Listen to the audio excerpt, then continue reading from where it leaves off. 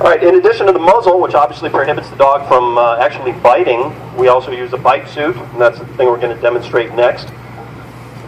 We have to be magicians in some sort to teach the dog that under different circumstances, he can apprehend people.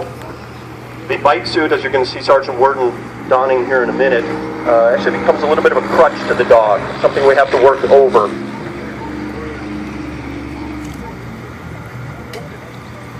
So that's the reason we use all different things. And we'll demonstrate some of the other tools we use as the day goes on. But ideally, we want the dog to be able to apprehend somebody under all circumstances. Back to the dual purpose facet of the canines. The narcotics detection obviously is about 50% of what we do, maybe a little bit more. Most of that is on traffic stops where we're sniffing vehicles for illegal drugs being transported on the roadways.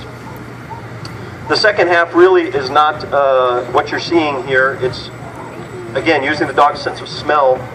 In that case, the patrol functions, which is part 2 of the dual purpose, we are still exploiting the dog's sense of smell. The goal there, obviously, is to locate people that are trying to avoid capture. A good chunk of our time is spent walking, sometimes 5 miles, through a neighborhood looking for suspects that are trying to evade the police.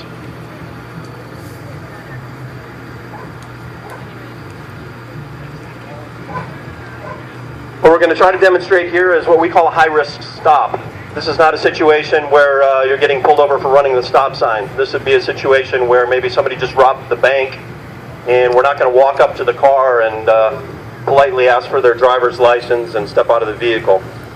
This would be a situation where you oftentimes see on the news at the end of a pursuit where the officers stay back and order people out of the car. Dogs can serve a valuable purpose in terms of safety for the officers when a person refuses to get out of the car.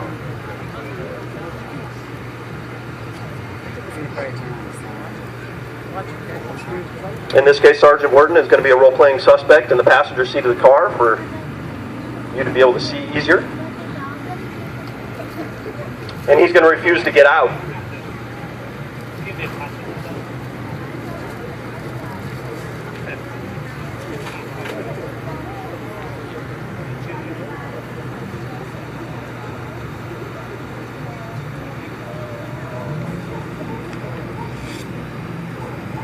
Using the canines in law enforcement obviously makes our job safer.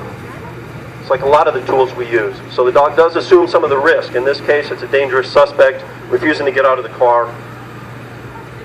And Murphy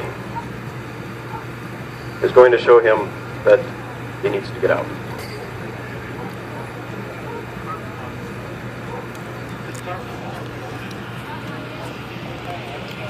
The dogs serve as a good deterrent. Most people, well, I shouldn't say most people, a lot of people engaging in criminal activity are very used to physical fights, even weapons. Not many people are used to the deterrence effect of an animal. That's something unfamiliar to them. So a great majority of the time when the dogs show up, people tend to surrender.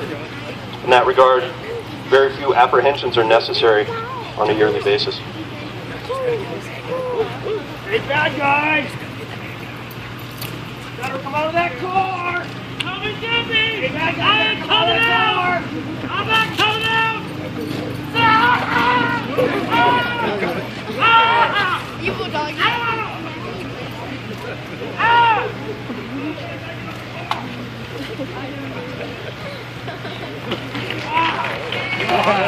Woo!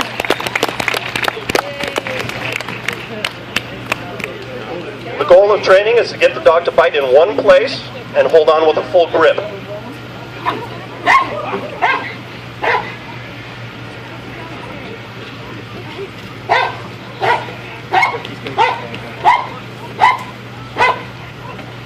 Again, the job of the dog is to simply hold on to the suspect until officers can get there. The most damaging bites from a dog are when the dog bites in fear and he's biting in multiple places with the shallow grip. That's why we teach the dog to bite in one place with a full grip. I think you can see there Murphy's got that down.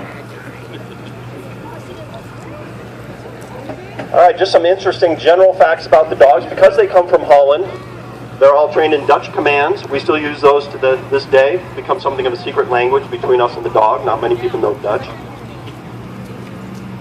People often want to know how much the dogs cost. That's really variable. It's a highly competitive market for the best police dogs in the world, literally. The U.S. military, in addition to other armed forces, are competing against the police departments for the best dogs in the world, and there's a very small pool of them in Europe. We typically pay anywhere from about $6,000 to $9,000 for the dog.